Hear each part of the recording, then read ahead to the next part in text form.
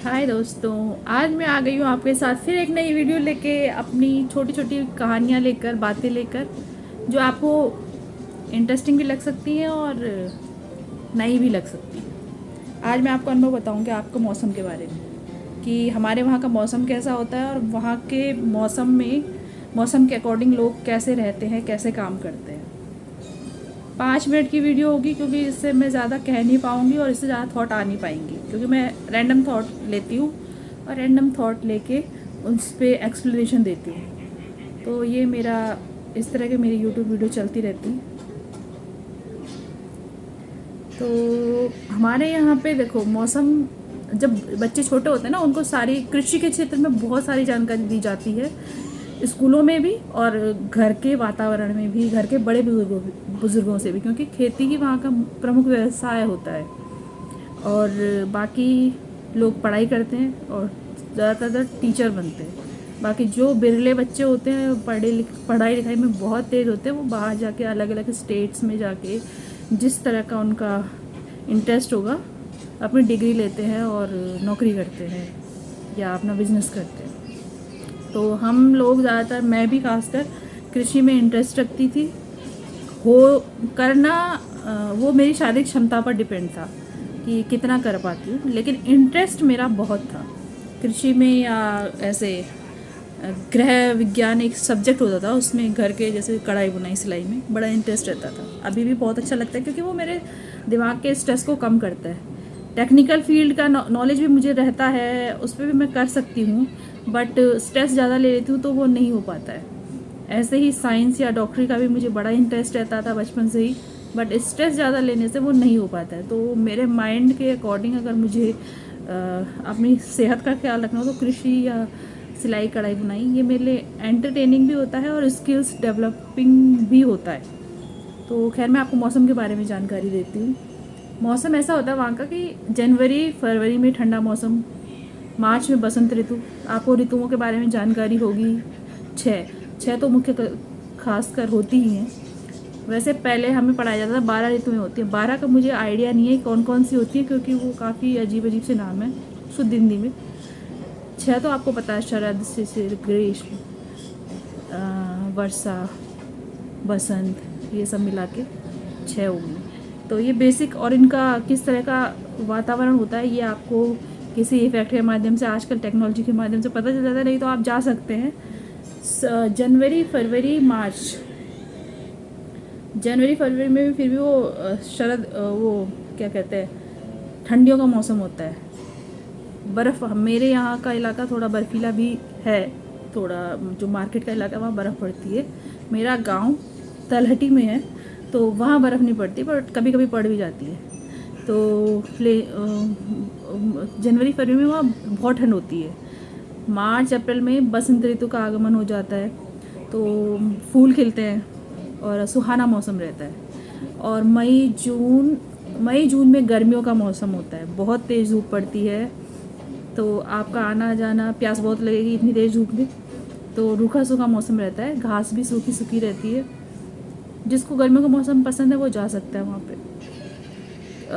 क्योंकि छोटी छोटी नदियाँ होती हैं वहाँ। वैसे जब मैं रहती थी तो पानी सूख भी जाता था, तो हमें पानी लेने के लिए बहुत दूर जाना पड़ता था। इधर उधर बहुत दूर दूर स्रोत होते थे, वहाँ बर्तन लेके चले जाओ।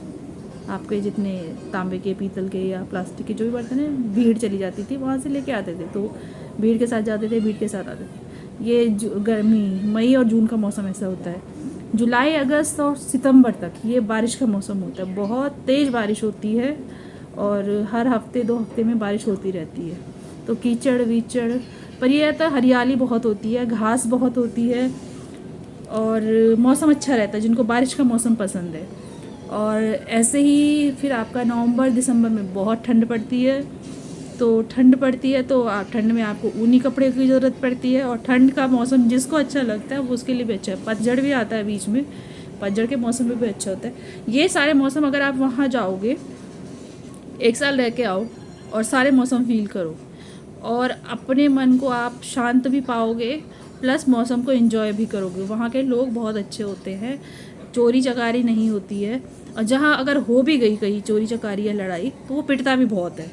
तो डर नहीं होता, क्योंकि वहाँ के रूल बड़े स्ट्रिक्ट इस तरह से है कि वहाँ की पढ़ाई बड़ी अच्छी होती है और लोग साफ दिल के होते हैं। तो वहाँ चोरी चकारी और गुंडागर्दी का इतना डर नहीं होता। वो पिटता बहुत है अगर वो कोई करता भी है गलत काम, तो या जेल वहाँ है ही, तो डर नहीं होता। बाकी भगवान पे बहुत बड़ी आस्था होती है, इसलिए वहाँ क्राइम बहुत कम होता है। कोई लड़की भी हो अगर क्राइम कर रही है तो वो भी पिटती बहुत है, और अगर लड़का करता है तो लड़के तो बहुत अच्छी तरह से पिटते हैं। अगर लड़की भी क्राइम करे तो लड़की भी बहुत पिटती है। इसीलिए वहाँ की पढ़ाई और आस्था भगवान पे बहुत होती है। मौसम मैंने बोला, आप 1 साल वहाँ रह कर आइए अपने साफ मन से, अपनी अगला पिछला जितना भी आपका पैसे का या अपना घर वालों का है सब देख के मैनेजमेंट करके वहाँ रह के आइए 1 साल। सारे मौसम को देखिए, आपको बहुत अच्छा लगेगा। अगर आप किसी मानसिक या शारीरिक दर्द से गुज़र रहे हैं, बीमारी से गुज़र रहे हैं, दवाइयों से ठीक नहीं हो रहा है, तो पहाड़ों पर रहकर आना चाहिए आपको। और किसी जिस हिसाब से आपका खर्चा है उस हिसाब से आप किसी गरीब घर में भी रह सकते हैं, और आपके पास पैसा बहुत है तो किसी होटल रेस्टोरेंट में भी रह सकते हैं, लेकिन प्रकृति के अंदर रहना। क्योंकि प्रकृति के अंदर रहकर हम भी गांव से ही हैं, मेरी पढ़ाई लिखाई स्कूलिंग जन्म वहीं पे हुआ है, तो मुझे वहाँ बहुत अच्छा लगता था पहले से ही। यहाँ मैं पापा के वजह से पढ़ने के लिए और अच्छी स्किल्स सीखने के लिए आई थी। तो खैर अब मैं यहाँ रहती हूँ तो मेरी भी हालत ख़राब होती है, सेहत ख़राब होती है, तो मेरा भी जाने का बहुत मन करता है और जाती भी रहती हूँ। लेकिन अगर मेरे को भी कभी दवाइयों की ज़रूरत पड़ती है, क्योंकि रोज़ आना जाना नहीं हो पाता है, वहाँ परिवार रहता है यहाँ पे, तो रोज़ आना जाना नहीं हो पाता है, तो मैं जब भी जाती हूँ वहाँ से मेरा मतलब अगर मैं 1 हफ़्ते रहूँ या 1 महीने रहूँ, वहाँ से मैं ठीक होकर आती हूँ।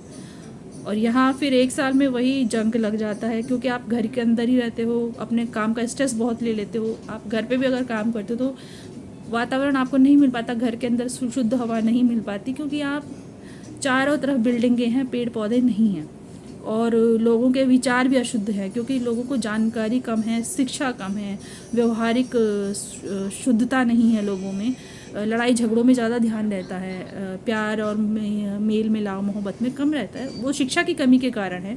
धीरे धीरे शिक्षा बढ़ती जाएगी तो लोगों में ज्ञान बढ़ता जाएगा, तो स्ट्रेस लेवल भी कम होगा, बीमारियां भी कम होगी, बट उसके लिए संघर्ष है अभी काफ़ी। यहाँ शहरों में शिक्षा का अभाव है।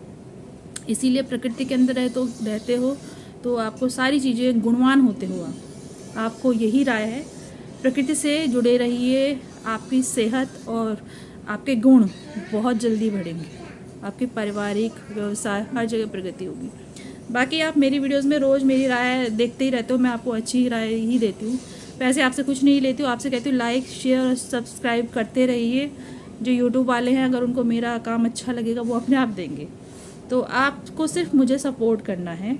और क्योंकि मैं घर पे बैठी रहती हूँ तो मेरा घर पे यही काम होता है, और यही मेरी पढ़ाई का उपयोग भी है, अच्छा उपयोग भी है, इसीलिए मैं ये काम करती हूँ।